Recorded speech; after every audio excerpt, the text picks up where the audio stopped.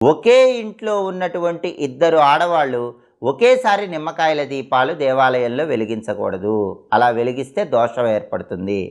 అలాగే నిమ్మకాయ దీపాలు వెలిగించే వాళ్ళు ఎవరైనా సరే ఇంట్లో నిమ్మకాయ దీపాలు వెలిగించకూడదు. ఇంటి బయట తులసి కోట దగ్గర నిమ్మకాయ దీపాలు వెలిగించుకోవచ్చు.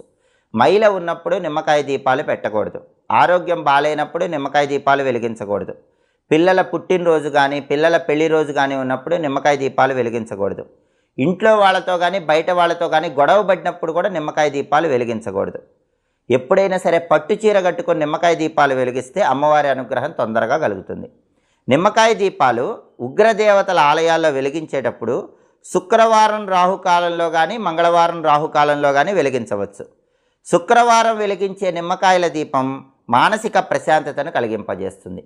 మంగళవారం వెలిగించే నిమ్మకాయల దీపం శత్రు బాధల్ని దృష్టి దోషాలని పోగొడుతుంది. అలాగే